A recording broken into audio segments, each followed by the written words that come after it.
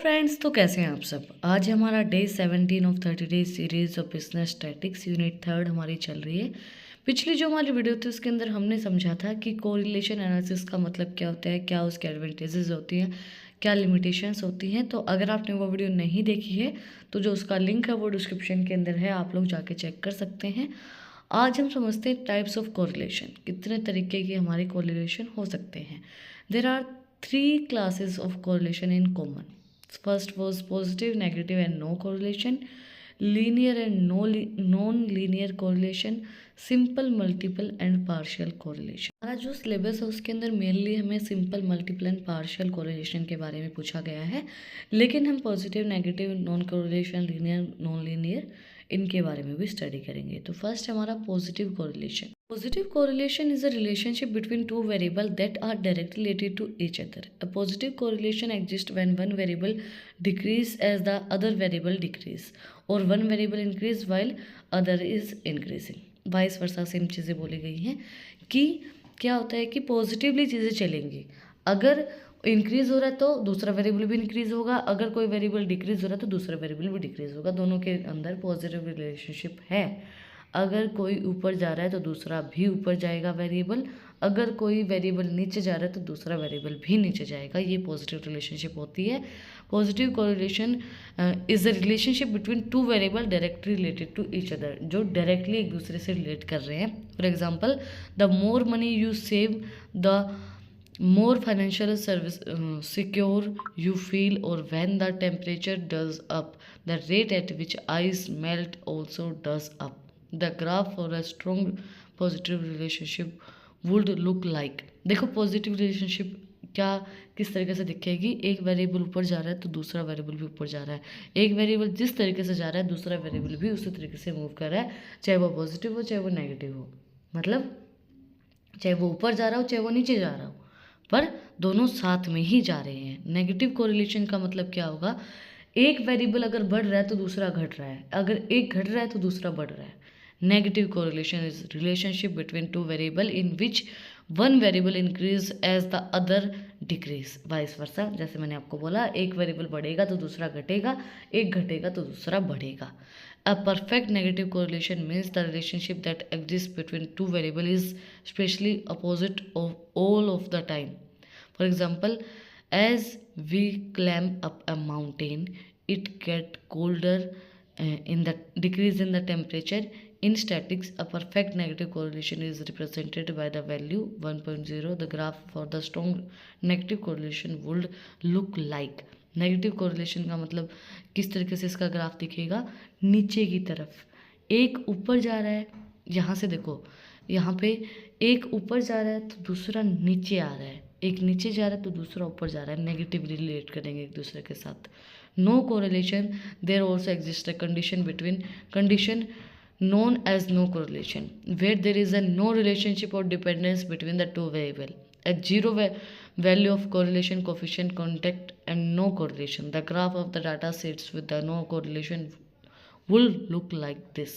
मतलब कि एक दूसरे के ऊपर कोई रिलेशनशिप ही नहीं है, एक वेरिएबल दूसरे वेरिएबल से कोई भी उनका रिलेशन नहीं है, कोई भी इम्पैक्ट उसके ऊपर नहीं डाल रहे, ना पॉजिटिव डाल रहे ना नेगेटिव डाल रहे, किसी तरीके का कोई रिलेशन वो नहीं देख रहे हैं, नहीं उनके साथ है। उसका लुक किस तरीके से करेगा, देखो ये वेरिएबल जो है वो एक दूसरे से बिल्कुल भी रिलेट नहीं कर रहे हैं, ना ये ऊपर जा रहे हैं ना ये नीचे जा रहे हैं, अपने अलग अलग सारे वेरिएबल हमें शो किए गए हैं, तो कोई भी रिलेशनशिप इनके साथ नहीं है।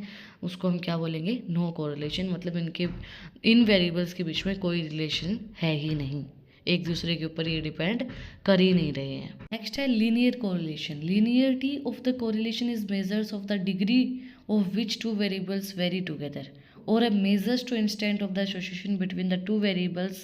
In simple words, correlation is said to be the linear if the ratio of change of the two variables is constant. Is that if one of them double then the other one is double, or is held is that change by a factor of 2. For example, the demand of vegetable and the price of vegetable, or the time spent on the video game and the marks in the exams। देखो इसने बोला है कि ये हमें degree को बताने के लिए हेल्प करता है कि दो वेरिएबल्स एक दूसरे से किस तरीके से वेरी करते हैं, किस तरीके से उनको मेज़र कर सकते हैं, उनकी डिग्री को मेज़र कर सकते हैं कि अगर एक वेरिएबल डबल हुआ है तो दूसरा वेरिएबल भी हमारा डबल होना चाहिए। अगर एक वेरिएबल बढ़ा है तो दूसरा भी बढ़ना चाहिए। अगर डिमांड वेजिटेबल्स की बढ़ी है तो उनका प्राइस भी बढ़ना चाहिए, डबल होना चाहिए, है ना। टाइम अगर आपने वीडियो गेम के ऊपर 2 घंटे दिए हैं तो आपने स्टडी के ऊपर भी 2 घंटे देने पड़ेंगे। मार्क्स आपके एग्ज़ाम में क्या रहेंगे, लीनियरली उस चीज़ को मेज़र करने में हेल्प करता है कि दो वेरिएबल्स एक दूसरे से किस तरीके से एसोसिएट कर रहे हैं।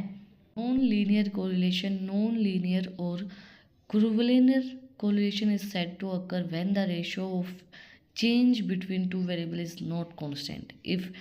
If it can happen that as the value of one variable increase linearly with the time, the value of another variable increase exponentially.